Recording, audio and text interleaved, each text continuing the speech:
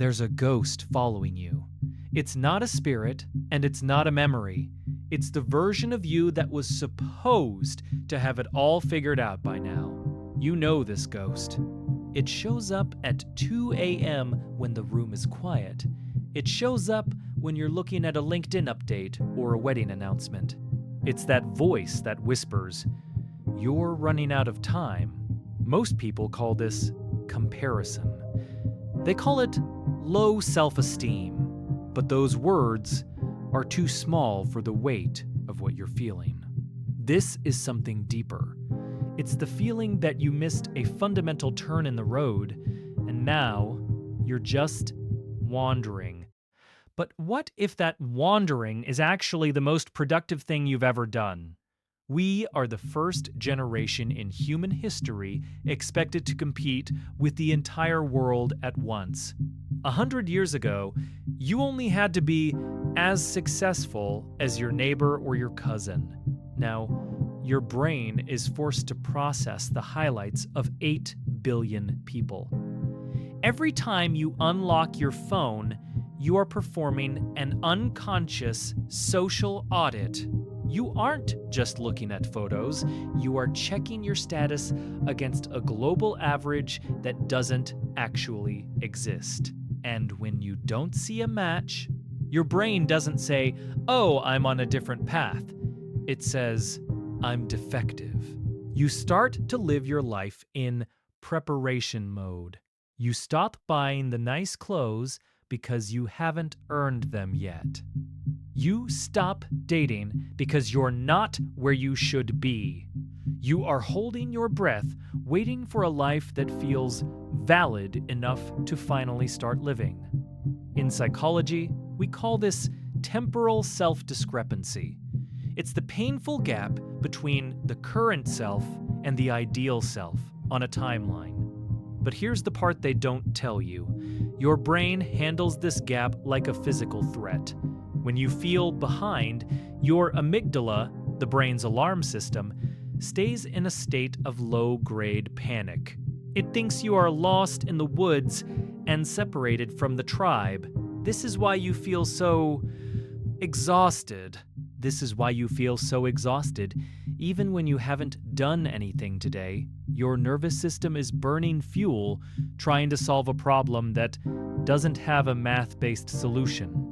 You are trying to use a 21st century timeline to satisfy a primal brain that just wants to feel safe.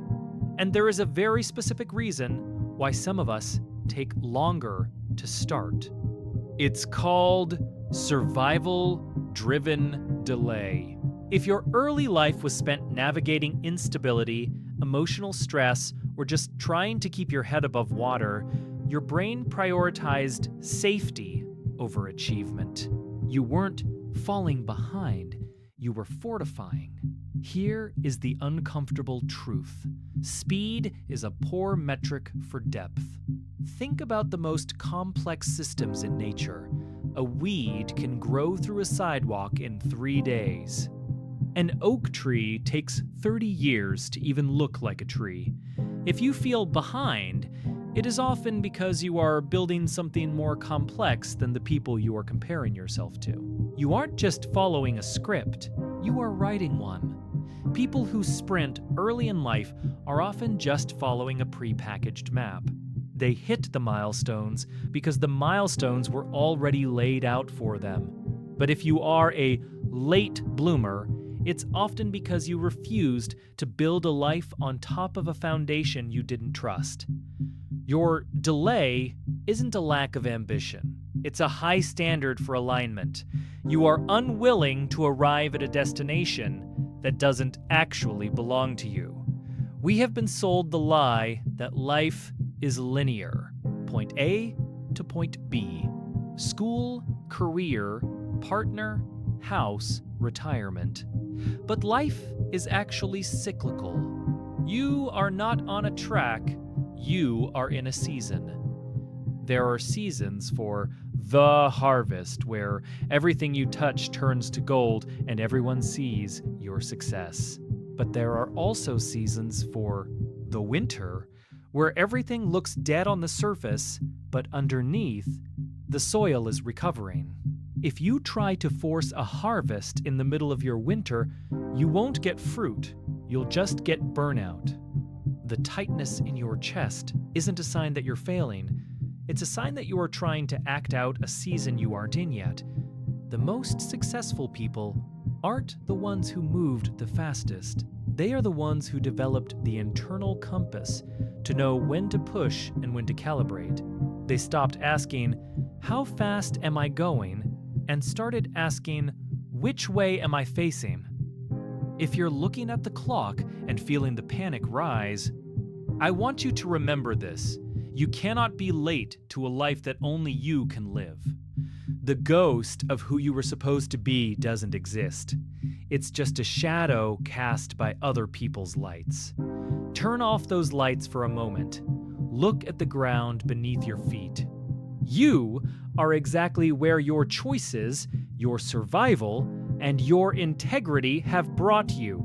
You aren't behind. You are just preparing for a version of success that is too big to be rushed. Stop measuring the distance between where you are and where they are. Start measuring the depth of who you are becoming, because one day you'll look back and realize the delay was actually your greatest protection.